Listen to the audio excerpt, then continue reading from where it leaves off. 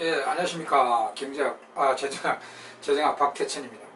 오늘 재정학 이제 31강 들어갑니다. 이제 조세론으로 들어가겠습니다. 조세론. 자, 중요 파트 들어가죠.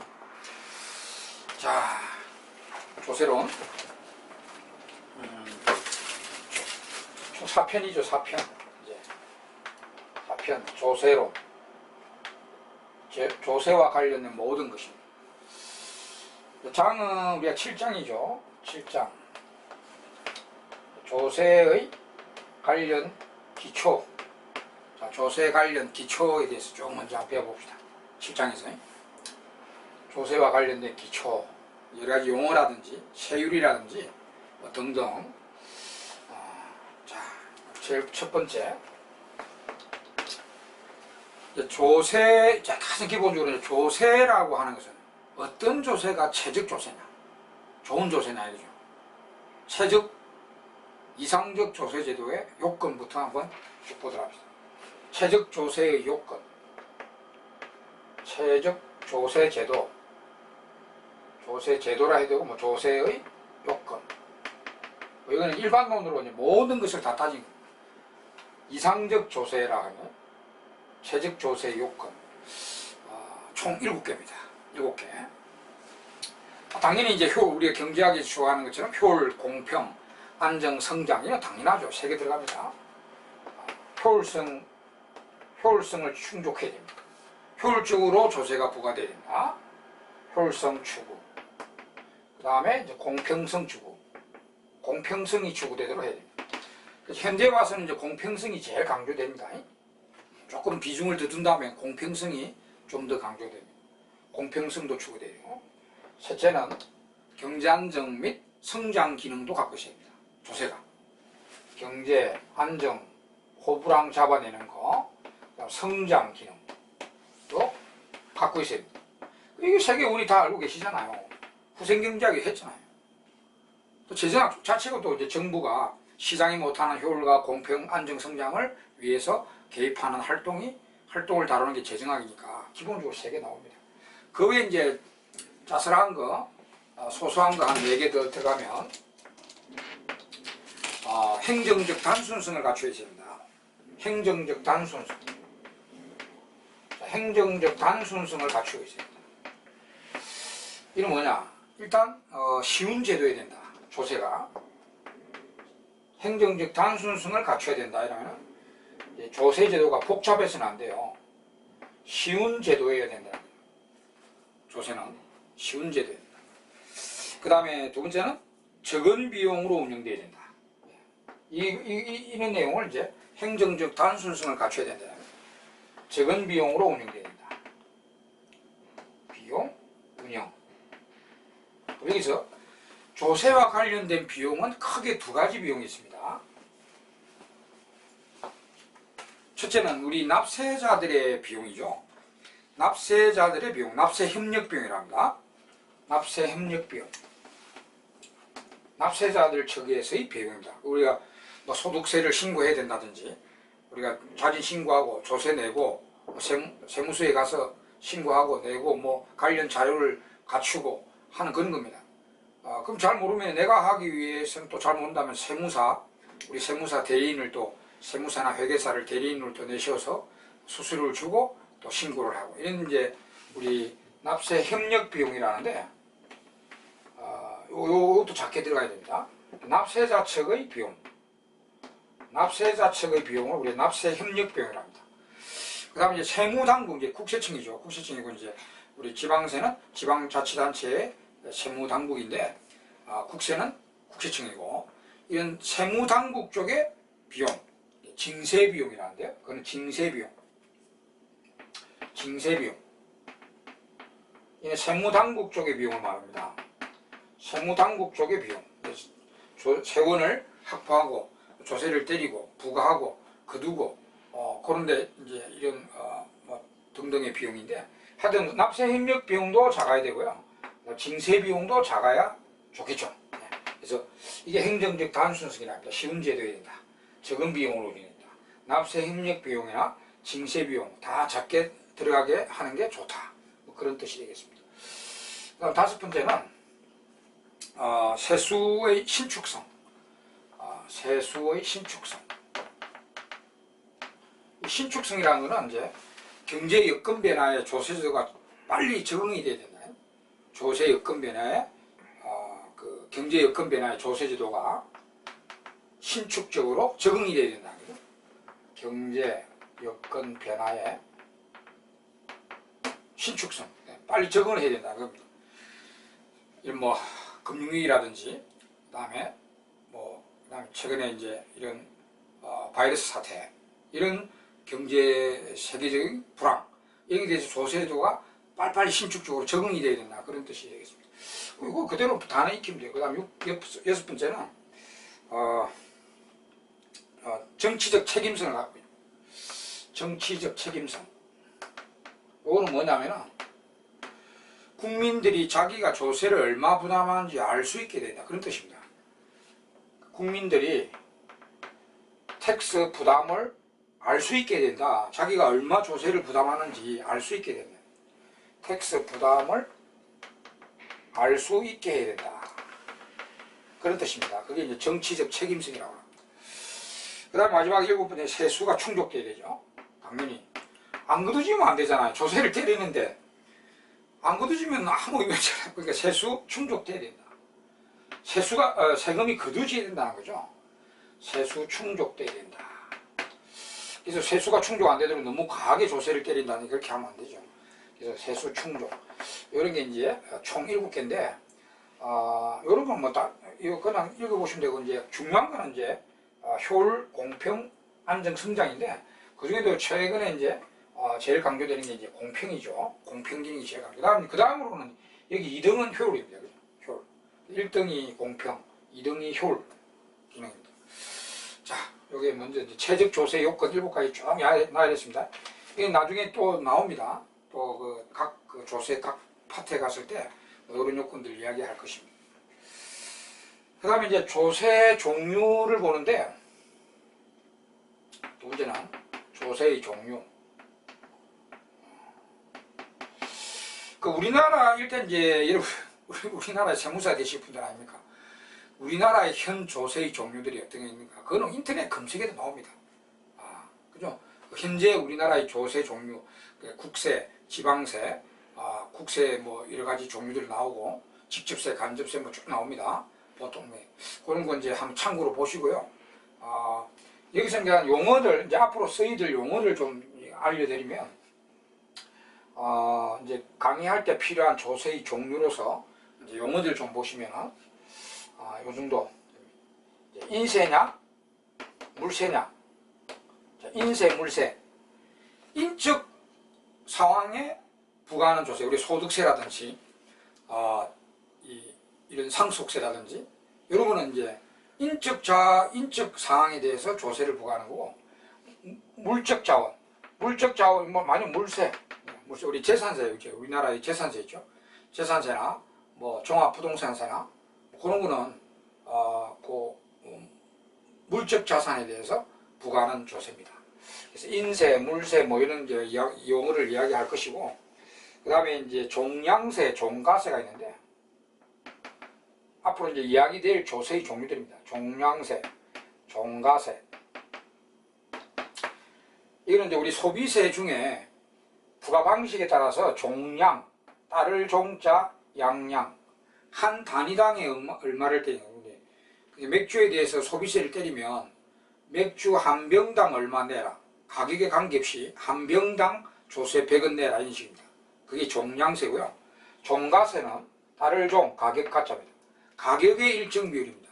맥주에 종가세를 때리면 맥주 가격에 따라서 세금이 달라지죠. 맥주 가격에 말해서 세율이 10%라면 가격에 따라서 세금이 달라지는 이게 이제 종가세. 우리나라 소비세는 종가세로 때리는 게 있고 종량세로 때리는 게 있고 막 그렇습니다. 그래서 그 용어만 알면 돼. 종량세, 종가세. 그 다음에 이제 독립세. 독립세가 있고 부가세가 있는데요. 부가세, 이거 부가가치세 말하는 거 아닙니다. 부가가치세가 아니고 이 독립세에 부과돼서 부과하는 조세인데, 예를 들면 소득세가 있잖아요. 우리 소득세가 있는데, 그 다음에 지방소득세가 있잖아요. 지방소득세, 우리가 소득의 조세를 때리는 게 소득세고요. 그건 이제 독립세입니다. 독립세인데, 지방소득세는 뭐냐? 그 소득세의 10% 아닙니까? 그 무슨 가세 대상이 있는 게 아니고, 그 소득세의 10%, 이렇게 어떤 다른 조세 뭐 비율로 해서 조세를 때리는 게 부가세입니다. 부가세. 그 이제 예를 들면 그런 거고. 그 다음에 이제 마지막 하나는 이제 목적세, 보통세, 목적세, 보통세. 보통세는 목적세 아닌 거를 보통세로 하면 되고요. 목적세는 뭐냐? 특정 목적에 사용하도록 근거를 마련해서 부과하는 조세입니다. 이 조세는 특정 목적으로만 사용되는 조세입니다. 쓰여집니다. 이 조세를 걷어서 일반 뭐 공무원들 월급 주고 뭐 이런 게 쓰는 게 아니고 특정 목적에만 사용되도록 규정한 조세. 이게 목적세입니다. 우리나라 목적세 몇 개 있죠. 예. 그래서 요 정도 용어들을 이제 앞으로 많이 쓰일 용어들이니까 기억해 두시고요. 그 외에 이제 우리나라 현재 있죠. 현재 구체적인 실질적인 우리나라 조세의 종류 있죠. 그거는 우리 책에는 없지만은 인터넷 검색하면 다 나옵니다. 우리나라의 조세의 종류 치면은 쫙 나오니까 그거 한번 참고로 한번 보세요. 특히 뭐 국세 있고 지방세 있고요. 직접세, 간접세, 목적세 이쪽에 있습니다. 그래서 그런 거 좀 보시도록 하고. 네. 그 다음에 이제 조세의 세율에 대해서 조금 말씀드리겠습니다. 세율, 조세 중이고, 그 다음에 세 번째, 세율. 조세 용어와 세율에 대해서 한번 봅시다. 세 번째, 조세 관련 용어 및 세율. 그 다음에 누진도 측정 방법, 이런 거 같이 한번 볼게요. 누진도 측정 방법 한꺼번에 보겠습니다.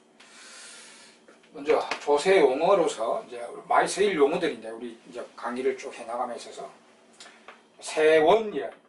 세원. 과세의 원천 이거 말 그대로 이거는 과세의 원천. 원천은 그 세원이라. 세원. 그다음에 이제 그 과세 대상, 과세 물건, 과세 대상. 조금 더 구체적으로 바뀌었는데 과세 객체라. 과세 물건, 과세 객체, 과세 대상. 같은 말입니다. 과세 물건. 이 세원은 이제 좀 포괄적인 과세의 원천이라는 좀 포괄적인 말이고, 구체적으로 과세 대상, 소득세는 소득, 소비세는 소비, 네? 소비, 재산세는 재산, 그런 거죠. 과세 대상, 과세 객체, 과세 물건, 뭐 다 같은 말이고요. 그 다음에 이제 과세 표준. 과세 표준은 많이 들어보셨죠? 소득세를 때린다 할 때 총 소득의 조세를 때리는 게 아니잖아요. 총소득에서 뭐 경비, 필요경비 공제하고 뭐 쭉 나오잖아요. 그죠? 필요경비 공제해주고 이제 딱 나머지가 과세 표준입니다. 세율을 때리는 그 대상, 세율을 부과하는 적용하는 대상 그걸 우리가 과세 표준이라고 합니다. 그 다음에 이제 세율 이제 보겠어요. 세율은 크게 이제 평균 세율이 있고 한계 세율이 있습니다. 1, 2, 이거 한꺼번에 짜는 번호 매기 못하. 세율은 먼저 한계 세율부터 앞으로 많이 나올 용어인데 한계 세율. 우리 한계는 이제 앞에서도 많이 해봤죠. 뭐 변화분에 대한 변화분, 뭐 변화분에 대한 변화분. 그러면 여기서 한계 소득세율, 한계 소득세라면은 소득 변화분의 변화분, 소득 변화분에 대한 조세의 변화분, 이게 이제 한계 세율입니다. MT, 마지널 텍스트 이렇게 이제 약자를 적고요. 하여튼 소득 변화분, 이거 소득 약자입니다. 이 Y는 약자는 소득 변화분에 대한 조세의 변화분, 이게 한계 세율입니다. 한계는 항상 뭐 변화분에 대한 변화분이죠. 그러니까 평균 세율은 그냥 총 이제 소득세에서 평균 세율이라면 총 소득에 대한 조세의 비율, 그냥 총 소득에 대한 조세 납부액의 비율 나누기 한 거죠. 여기 이제 평균세율인데, 근데 평균세율은 요 소득이요 공제 후 소득입니다. 총 소득에서 필요경비를 공제하잖아요, 그죠? 필요경비를 공제한 공제 후 소득, 공제 후 소득을 가지고 사용하면 평균세율이고요. 공제 전 소득에 대한 조세 비율은 이제 실효세율이랍니다. 실효세율. 같은 평균세율이 이제 실효평균세율이겠죠. 실효세율은 똑같이 하는데, 이 소득이 공제 전 소득입니다. 각종 공제를 안 한 진짜 총소득이죠. 공제 전 소득분의 조세의 비율, 여기서 실효세율이라고 부릅니다. 실효세율. 이렇게. 이런 용어들이 이제 한계세율 많이 쓰입니다. 평균세율도 좀 쓰입니다. 실효세율은 이제 공제 전 소득분의 조세의 비율. 이 평균세율하고 거의 비슷한데, 공제 전 소득이냐, 공제 후 소득이냐에 이제 달라집니다. 이런 이제 세율 용어가 있고요. 그 다음에는 이제 그 누진세냐, 비례세냐, 역진세냐를 판단하는 방법 또 말씀드리겠습니다. 누진세냐, 비례세냐, 역진세냐, 이거 판단하는 방법이 뭐냐? 소득세를 가지고 말씀드리면 누진세는 소득이 증가하는 기준에 이 평균세율이 AT라고 합시다. AT 평균세율. 이 평균세율이 점점 올라가는 그런 조세를 누진세라고. 소득이 올라갈 때 고소득으로 갈수록 평균세율이 점점 올라가는 이런 조세를 누진세. 그 다음에 비례세는 소득이 뭐 오르거나 내리거나 평균세율이 일정한 조세를 말합니다. 역진세는 소득이 올라가는 기준에 있는 고소득으로 갈수록 평균세율이 떨어지는 조세. 소득이 내려갈수록 저소득자로 갈수록 평균세율이 올라가는 조세를 역진세라고 합니다. 이걸 그림으로 좀 보시면 누진세도 두 가지 형태가 있어요. 누진세도 두 가지 형태가 있는데, 첫째는 단순 누진, 선형 누진세가 있고, 그 다음에 초간 누진세, 비선형 누진세 이렇게 또 구분되는데, 나중에 이게 다 우리 조세 강론에 가서도 다 필요합니다. 이런 용어들이. 누진세도 보면 이게 하여튼 소득이 올라갈 때 평균세율이 올라가면 누진세라고 하는데, 이 누진세도 선형 누진이냐, 선형 누진세, 단순 누진이라 단순 누진. 그 다음에 비선형 누진세, 비선형 누진세. 그 현실에 우리나라 소득세가 비선형 누진세입니다. 비선형 혹은 초과 누진세라. 초과 누진세. 이렇게 이제 두 개 또 구분되는데, 이 그림으로 보는 게 맞겠죠. 선형 누진세는 그림을 한번 보시면, 이 그림을 한번 보실 거예요. 여기 소득입니다. 과세 대상 소득이고요. 여기 조세인데요. 조세액인데, 선형 누진, 선형, 직선이라는 거죠. 근데 우리나라 조세가, 여기서 출발합니다. 이렇게 된 거예요. 텍스 곡선이, 총 텍스 곡선이 여기서 출발해가 이렇게 되는 겁니다.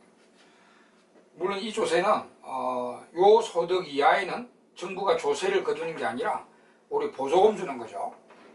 요 위가 이제 조세 플러스고, 요 조세 마이너스인데, 여기로 내려가면, 원점 이하로 내려가면, 요건 이제 정부가 보조금 주는 겁니다. 아주 낮은 소득이겠죠. 낮은 소득 이하자에게는 이만큼의 정부가 보조금을 주고, 엄의 세금을 거두고, 요 이상 소득에는 이제 양의 소득을 부과하는 그런 조세인데, 근데 직선으로 되어 있잖아요. 직선으로. 그래서 선형. 요거는 이제 우리 접선의 기울기가 한계세율이거든요. 그래서 한계세율은 일정해요. 요 직선이니까 요 접선의 기울기가 한계세율인데, 한계세율은 일정하지만 요 접선의 기울기는 일정하잖아요. 근데 평균세율은 요런 경우에 이제 요 평균세율 원점에 건 기울기가 평균세율이거든요. 소득이 올라가면, 물론 요 밑으로는 조세를 부과 안 하니까 관계없고요. 요 위에는 이제 조세를 거두는데, 요 원점에 건 기울기를 꺼보면 소득이 올라가는 기준에 요 점점 기울기가 올라가죠, 이렇게. 그러니까 한계세율은 전 소득의 일정한 세율이지만, 요 이상 소득 올라가면은 평균세율이 AT가 점점 올라가는 그런 조세를 말합니다. 하여튼 평균세율이 올라가면 누진세거든요. 누진세인데 한계세율이 일정해서 요 직선이라서 선형누진, 단순누진이라고 이게 부릅니다. 근데 이제 이게 지금 우리나라 뭐 대부분의 자본주의가들의 소득세 구조인데 비선형 누진세, 초과 누진세는 요 그림 이 왼쪽에다 그려볼까요? 그려볼까요? 현실의 우리나라 소득세 구조입니다. 이렇게 이게 가세 대상 소득이고요. 이 조세인데 이 소득 구간별로요. 한계세율이 점점 올라갑니다.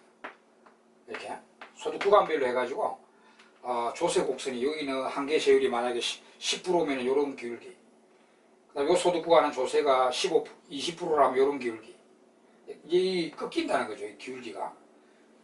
그 다음에 이 구간에는 세율이 30%, 이 구간 최고 소득 구간은 세율이 뭐 40%다 이런 식으로 각 단계별로 한계세율이 이 텍스 곡선이 이렇게 탁탁 꺾이죠. 이렇게. 이걸 이제 비선형 누진세. 한계세율이 점점 올라갑니다. 한계세율이. 여기는 한계세율이 10%. 요 구간 소득에는 한계세율이 뭐 10%, 0.1이라면 요 구간의 소득은 한계세율은 20%, 요 구간의 소득에 대해서는 한계세율이 30%, 최고 소득 구간에는 한계세율이 40%, 이런 식으로 구간별로 초과 누진이라고 해요. 초과. 소득 구간을 정해놓고 소득이 초과되면 그 높은 세율을 적용하는, 한계세율을 높게. 그러니까 요 기울기가 이렇게 점점 다르죠. 점점 기울기가 올라가는 겁니다. 요거는 이제 기울기, 전체 기울기가 일정하잖아요. 한계세율은 전 구간에 일정한데 평균세율은 올라가니까 이제 단순 누진, 선형 누진세라고 하고, 요거는 이제 비선형 누진세, 초과 누진세인데 요거는 평균세율은 다 올라갑니다. 요 구간은 뭐 평균세율이 똑같겠지만 요부터는 요 원점의 끈 기울기, 평균세율이 점점 올라가죠. 또 여하튼 이것도 평균세율이 점점 올라가니 소득이 올라가는 기준에 평균세율이 올라가니까 누진세인데 좀 이 조세가 요 조세보다는 좀 강한 누진세죠. 이게 우리나라 현실의 조세 구조입니다. 우리나라뿐만 아니라 대부분의 자본주의가들의 현재 소득세 누진 구조가 요 형태입니다. 근데 이거는 이제 좀 단순해서 누진세인데도 단순해서 이걸 또 우리가 사용하는 경우가 많아요. 그래서 그림 짜기가 이거 나중에 다 나옵니다. 이 선형 누진세, 비선형 누진세, 초과 누진세, 단순 누진세 이렇게 부릅니다. 그리고 이제 비례세나 역진세는 간단하게 총 조세 곡선만 그리면, 비례세는 말 그대로 소득이 오르거나 내리거나 평균세율이 일정하잖아요. 그럼 비례세 구조는 이 소득에 대해서 조세 곡선이 원점을 통과하는 직선이 됩니다. 이런 조세가. 이거는 이거 보세요. 기울기가 여기 원점에 통과하니까 이 기울기가 평균세율인데 얘는 소득이 올라가나 내리거나 이 기울기 똑같잖아요. 평균세율. 물론 이건 한계세율과도 같습니다. 접선의 기울기도 한계세율인데 한계세율하고 평균세율이 같으면서 평균세율이 일정한 이런 조세를 비례세라고 합니다. 비례세. 역진세는 뭐 어디 출발하는 거 아시겠죠? 역진세는 소득에 대해서 조세 곡선이 이 Y절편 위에서 시작하는 조세가 이렇게 됩니다. 이런 조세를 가지고. 물론 이것도 한계세율은 일정합니다. 접선의 기울기는 일정하지만 평균세율을 보세요. 원점의 끈 기울기는 보세요. 소득이 올라가는 기준에 이 기울기 점점 작아지잖아요. 고소득자라고 해서 평균세율이 점점 떨어집니다. 이거는 조세 절대액은 올라갑니다. 그러니까 여러분 이 조세 절대액이 소득이 많아지니 조세 절대액이 떨어지는 게 아니라 올라가지만 이 비율 평균세율이 점점 떨어지잖아요. 그래서 이건 역진세랍니다. 이런 거. 역진세입니다. 역진세하고 비례세, 누진세는 이 두 가지를 다 누진세라고 부릅니다. 이런 건 좀 알아두시고요. 그 다음에 이제 우리가 누진도 측정 방법이 두 가지 방법이 있습니다. 누진세냐 아니냐, 비례세냐. 그럼 요런 그 비례세, 역진세 이제 이야기를 했는데 측정 방법이 있어요. 여기 평균세율을 주로 봅니다. 보통 평균세율을 가지고 여기 앞에서 말씀드렸다시피 우리가 평균세율이 어떻게 되느냐에 따라서 소득이 올라가는 기준에 평균세율이 어떻게 되느냐에 따라서 이제 누진세다, 비례세다, 역진세 판단의 통상 그렇게 판단하는데 한 개 더 있어요. 그래서 누진도 측정 방법으로 한 개 더 해서 설명드리도록 하겠습니다. 자,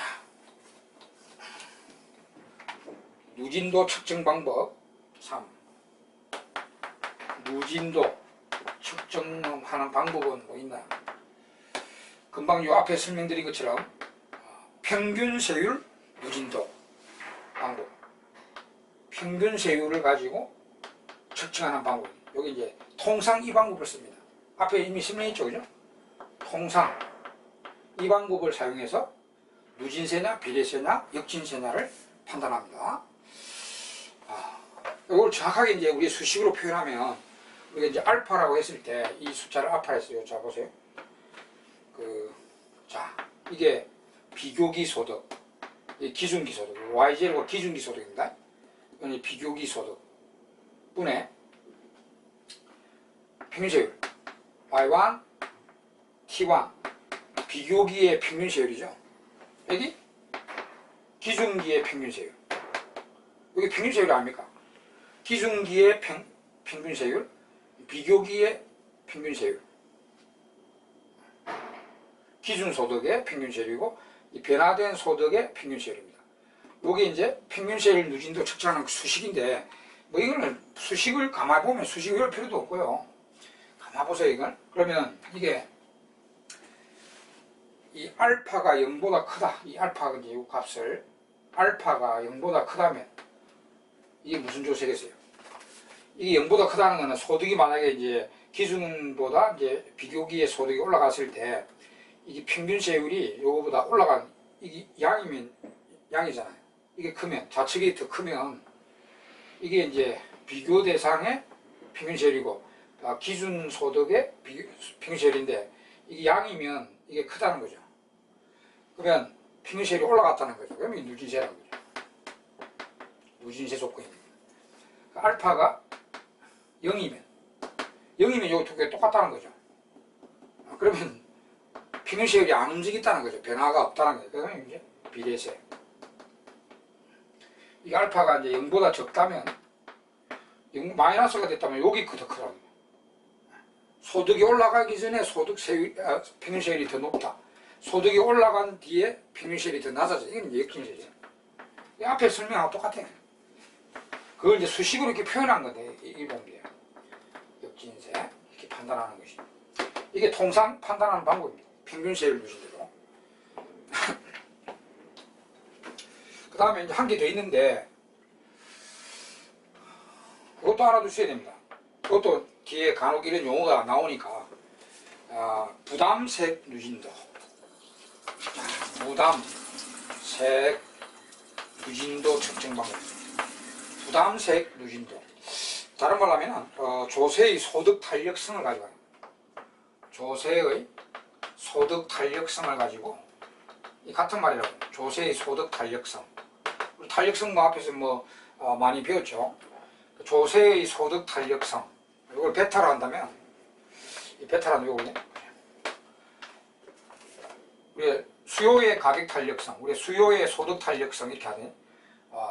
조세의 소득 탄력성은 소득 변화율에 대한 소득 변화율 Y0 델타 Y인데 그냥 이렇게 할까?